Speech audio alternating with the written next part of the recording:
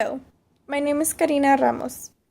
It is very easy to confuse words and numbers, and it is exactly why I have chosen special education dyslexia for my out of the box experience.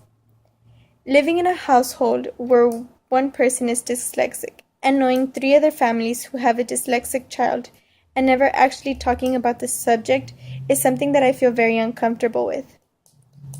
Since I want to become a special education teacher, I wanted to be able to choose a topic that will actually help me in my future for my career. I want to be able to understand why it is that some students are dyslexic. I also want to be able to understand how parents can cope with the issue of having a student who is dyslexic and the different severities of it. I want to be able to learn how a student copes with it at school, considering so many students can be bullied. I want to also see the different methods that a teacher can use for a dyslexic student and have that dyslexia slowly either go away or improve. I hope to actually learn how a student can learn from it so well. From this experience, I also hope that I can understand the issue better. And whenever I finally graduate and have my own degree and I can teach in a special education classroom, that I will be prepared enough on how to handle the situation for a dyslexic student.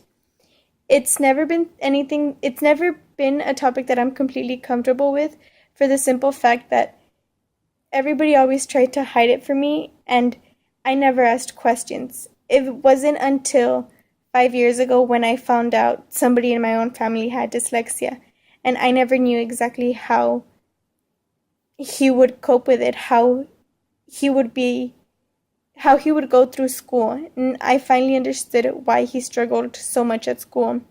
I would like to be able to see how a student who struggles so much can have so much determination to never give up, or if there comes a point where he or she does end up giving up because he or she can no longer take the struggle of confusing so many things, letters, words in life.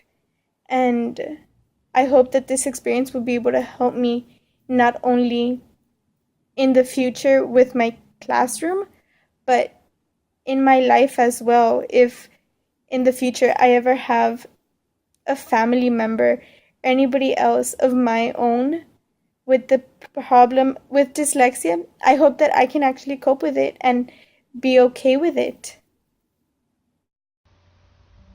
Dyslexia is a general term for disorder that involves difficulty in learning to read or interpret words, letters, and other symbols, but not affect a general intelligence.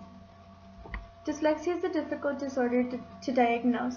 There are many factors a psychologist or other health professionals review to diagnose the disability. The testing determines the child's functional reading level and compares it to reading potential, which is evaluated by an intelligence test. All aspects of the reading process are examined to pinpoint where the breakdown is occurring. The testing further accesses how a child takes in and processes information and what the child does with the information. The test determines whether a child learns better by hearing information, looking at information, or doing something. They also assess whether a child's performs better when allowed to give information, by saying something or by doing something with their hands. The test also evaluates how all of the sensory systems work in conjunction with each other. There are different types of symptoms. For example, some general symptoms include appearing bright, highly intelligent, articulate but unable to read, write, or spell at grade levels, talented in art, drama, music, sports, mechanics, storytelling, sales, business, design, building, or engineering, seem to zone out or daydream often, get lost easily or loses track of time, difficulty sustaining attention, seem hyper or a daydreamer, learns best through hands-on experiences, demonstrations, experiments, observations, and visual aids. While interviewing a dyslexic special education teacher from Borchers Elementary, I learned that before any treatment is started, an evaluation must be done to determine the child's specific area of disability. While there are many theories about successful treatments for dyslexia, there is no actual cure for it. The school will develop a plan with the parents to meet the child's needs. The plan may be implemented in a special education setting or in a regular classroom. An appropriate treatment plan will focus on strengthening the child's weakness while utilizing the strength, and direct approach may include a systematic study of phonetics. Techniques designed to help all the senses work together efficiently can also be used. Computers are powerful tools for these children and should be utilized as much as possible. Attention should be given to optimize learning conditions and alternative avenues for student performances. I interviewed an 8-year-old boy. The specific student is one of the brightest children in his 3rd grade class. He has a wonderful vocabulary and knows everything there is to know about baseball. He can even tell you who played in each of the last 10 World Series games and who won. But when it comes to reading about baseball, or anything else for that matter, this student has a lot of trouble. It takes him a long time to read each word, and even longer to read a whole sentence. He often has to guess at how to say a word, and sometimes his guess is wrong. This particular student was diagnosed with dyslexia. One thing we know for certain about dyslexia is that this is one small area of difficulty in a sea of strengths. Having trouble with reading does not mean that you'll have trouble with everything. In fact, most kids with dyslexia are very good at a lot of things. People with dyslexia are often very creative and typically develop some clever skills to help them figure out words, sentences that they have trouble with at first. Dyslexics are often think of unexpected ways to solve a problem or tackle a challenge. Well, interviewing the child that I did, it was really interesting to be able to get a point of view from a student themselves. Most of the time people would think that the students don't feel absolutely anything and they are completely normal and everything is perfect for them. But interviewing the student, I realized it's not like that.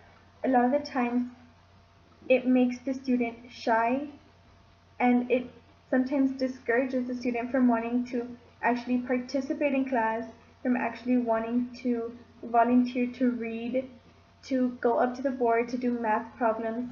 So I found that very interesting. When I interviewed the teacher, I was able to understand that it's always best to encourage the student to do better than what he or she can already do. So if a student doesn't want to, you slowly have to encourage them and reassure them so that way they don't fall behind or they don't lose any hope and they can just be on track with everybody else. And as a teacher, always we have to put our part to make sure that every student feels safe and protected and that nothing is wrong. So I feel like from my overall experience, I did learn so much that I can actually apply into the classroom when I do become a teacher myself.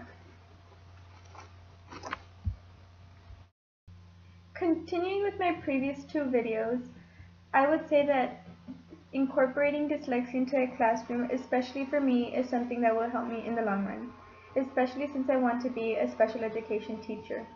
Luckily, I was able to work with special education dyslexic students during this project, and I got to see firsthand how it is that the students react to this special accommodations that are done for them. In my case, students were moved to a special education classroom where they got to sit down one-on-one with the teacher, and she was actually able to work with them in the exact area that they needed.